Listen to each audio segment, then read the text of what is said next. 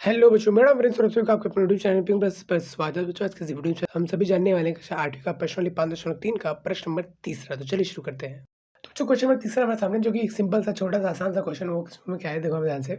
बार बार घटाने की विधि से 100 और 169 का वर्गमूल आपको ज्ञात करना है। देखो आपको 100 और 169 का अलग अलग वर्गमूल ज्ञात करना है, ठीक है। और कौन से तरीके से ज्ञात करना है, अभाज्य गुणन से, भागफल विधि से, कौन से तरीके से। यहाँ पर लिखा हुआ है बार बार घटाने की विधि से। अब कहीं ना कहीं आपने जो है प्रश्नावली 5.1 में जो कुछ क्वेश्चन किए होंगे 12-13, तो उसमें एक क्वेश्चन ये भी था, ऐसा भी था कि आपको क्या है, प्रथम प्राकृतिक विषम संख्याओं को जोड़ना है। मतलब 1, 3, 5, 7 ऐसे जोड़ना है, ठीक है। और ऐसे जोड़ जोड़ के आप जितनी बार जोड़ोगे, जितनी संख्याओं को जोड़ोगे, उतने का आप वर्ग निकाल लोगे, है ना। जैसे फॉर एग्जाम्पल अगर मुझे 3 का वर्ग करना है कि भाई 3 जो है वर्ग क्या होगा इसका, है ना, बार बार जोड़ करके। तो करके मैं 1, उसके बाद 3, उसके बाद 5 इनको जोड़ दूंगा, क्योंकि ये क्या है, पहले के शुरुआती विषम संख्या है, ठीक है। तो 1, 3 क्या हो गया 4 और 5 क्या हो गया 9। तो कहीं ना कहीं 3 का वर्ग चाहिए, तो इसलिए मैंने तीन प्राकृतिक विषम संख्याओं को जोड़ा, जो कि प्राकृतिक मतलब स्टार्टिंग से, और विषम संख्या जो कि ये 3, 5 है, इनको जोड़ा तो ये आ गया। तो कहीं ना कहीं हमने एक जोड़ कर भी तरीका निकाला था, जहां पर आप गुणा करके ना सिर्फ जोड़ करके आप पता लगा सकते हो किसी का वर्ग क्या है। सेम यहीं पर यहाँ पर क्या है, ये घटा करके आपको पता लगाना है किसी का वर्गमूल क्या है, उसका उल्टा, है ना। तो देखो उसको कैसे करेंगे, क्या करेंगे आप देखो ध्यान से। हमको क्या निकालना है, यहाँ पर 100 का क्या निकालना है, वर्गमूल निकालना। तो हम एक एक करके 100 में से क्या घटाएंगे, जो अभाज्य संख्याएं होती है, सॉरी 100 में से हम 1, 3, 5, 7 ऐसे जो विषम प्राकृतिक संख्या है उनको हम घटाएंगे एक एक करके, और धीरे धीरे हम आगे आगे नंबर को बढ़ाते जाएंगे, और मतलब घटाते जाएंगे, ठीक है।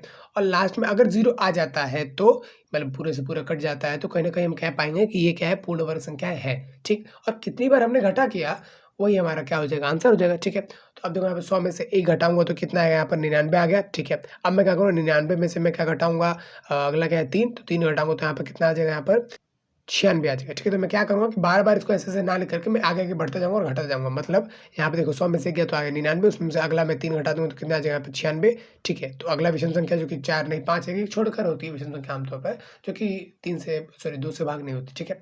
तो अगला यहाँ पर क्या है 5, तो 5 अगर मैं घटाता हूँ तो यहाँ पर आ जाता है 91, 91 में से अगला क्या है यहाँ पर 7, तो 7 घटा दिए तो अब यहाँ पर कितना आ जाएगा 84। अब 84 में से मैं अगला घटाऊँगा, यहाँ पे घटा देता हूँ, है ना। तो 84 लिखता हूँ फिर से, और उसमें से घटाता हूँ कितना, 9 घटाऊँगा, है ना। तो 84 में से 9 घटाऊँगा तो यहाँ पर आ जाएगा 75, 75 में से 11 घटाऊँगा तो यहाँ पर आ जाएगा 64। अब 64 में से अगला यानी कि 13 घटाऊँ तो आ जाएगा यहाँ पर 51, 51 में से अगला 15 घटाऊँगा तो 15 घटाऊँगा तो कितना आ जाएगा यहाँ पर 36। अब 36 वापस लिख देता हूँ क्योंकि वहाँ पे जगह नहीं है, तो 36 में से अब मैं यहाँ पर घटाऊँगा 17 तो आ जाएगा यहाँ पर 19, और 19 में से फिर से मैं 19 क्योंकि आगे 17 से अगला विषम संख्या 18 को छोड़ के 19 है, तो 19 से 19 घटा दूँ तो आ जाएगा यहाँ पर 0, ठीक है। तो कुल मिलाकर हमने कितनी बार घटा किया, 1, 2, 3, 4, 5, 6, 7, 8, 9, 10, 10 बार हमने घटा किया, ठीक है। तो हमारा कहीं न कहीं जो 100 है उसका वर्गमूल जो आएगा वो आएगा 10, ठीक है। कहीं न कहीं ये जो है वर्गमूल का निशान है, किस तरीके से करते हो, क्या रास्ता है, कौन-सा मेथड है, वो अलग चीज़ है, ठीक। तो कहीं न कहीं बच्चों आपको समझ में आया होगा कि हम घटा-घटा कर भी आप निकाल सकते हो बिना किसी पहाड़ा-वहाड़ा की ज़रूरत के, ठीक है। लेकिन आपको कहीं न कहीं ये दिक्कत इसमें 2-3 चीज़ों का आपको यहाँ पे ध्यान रखना पड़ेगा। एक तो आप सही-सही घटाओ, और दूसरा सही नंबर से घटाओ। कई बार क्या होता है कि आप 1 के बाद 2 लेते हो, फिर 4 ले लेते हो, कभी 6 ले, कभी 7, कभी कुछ, कभी कुछ, ठीक। तो आपको हमेशा ऐसा नंबर लेना है जो कि अगला हो, जस्ट उसके आगे का विषम संख्या, है ना। जैसे 13 है तो 13 बाद क्या है 15, है ना। 14 तो नहीं लोगे क्योंकि 14 क्या है सम संख्या है, क्योंकि 15 क्या है अगला, उससे जस्ट आगे वाला क्या है विषम संख्या है, ठीक है। तो कुछ इस तरीके से हमने जो है 10 बार घटाया तब जाके 10 का वर्ग निकला। ऐसे ही मान लो अगर हमें पता चले कि भाई कोई नंबर दिया है उसका वर्गमूल आता है यहाँ पर 26, तो यानी कि 26 बार घटा करना पड़ेगा। और कहीं न कहीं आप देख रहे हो कि घटा जैसे-जैसे नंबर ज़्यादा हो रहा है तो ये घटा करना भी बढ़ रहा है ना संख्या। कभी कुछ आती है, कभी कुछ आती है, ऐसे बड़ी-बड़ी संख्याएँ आ रही हैं, ठीक है। तो इस तरीके से इस वजह से हम कहीं न कहीं इसका उपयोग आम तौर पे बड़ी-बड़ी संख्याओं को करने के लिए नहीं करते हैं। अभाज्य गुणनखंड का भी करते हैं, उसका भी कभी-कभी ना करके भागफल विधि के द्वारा करते हैं। तो उसके बारे में तो पूरा मैंने इंट्रोडक्शन वीडियो में बताया हुआ है, कब किसको करते हैं, कैसे करते हैं, क्या लॉजिक है। तो यहाँ पर आई बटन पे आप क्लिक करके उसको देख सकते हैं, ठीक है। हालाँकि उसके अलावा क्वेश्चन उसके में भी उसको मैंने समझाया हुआ है कि कैसे-कैसे क्या करना है।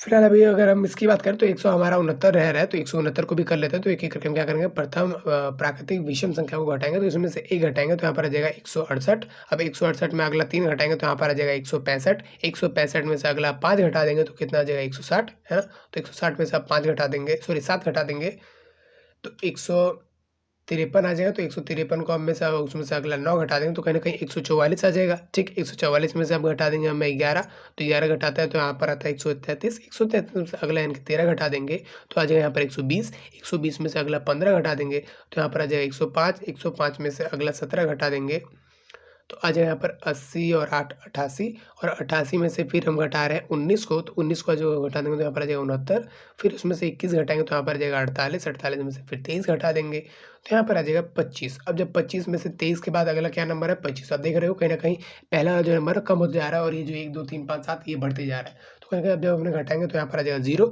0 आ गया मतलब इसका जो है वर्गमूल कुछ ना कुछ तो निकलेगा भाई, है ना। तो इसका वर्गमूल देखते हैं क्या निकलेगा, मतलब कितनी बार हमने घटा किया, एक बार हमने किया, 2 बार, 3 बार, 4 बार, 5 बार, 6 बार, 7 बार, 8 बार, 9 बार, 10 बार, 11 बार, 12 बार, 13 बार, तो कहीं ना कहीं इसका वर्गमूल क्या आ जाएगा 13। मतलब वर्गमूल मतलब ये जो वर्ग है वो उसका मूल क्या है, मेन क्या है ना। मूल मतलब होता है जड़, पेड़ का जड़, तो उसका मेन जड़ क्या है जिसका वर्ग है ये, है ना। तो वो हमको यहाँ पर बताने थे और वो हमने चीज़ यहाँ पर बता दिया, ठीक है। तो इस वीडियो तो फिलहाल इतना ही था, उम्मीद है बच्चों को समझ में आया होगा और अगला वीडियो भी आपको डिस्प्ले में मिल ही जाएगा। Ladies and gentlemen, step right up for another amazing banger by Lex Blaze and Daddy Paul. Touchdown to Heathrow, DP and me bro, about to hit the club and turn the shoot to a freak show. Look through the peephole, everybody geeks, yo, need to get go with an extremely deep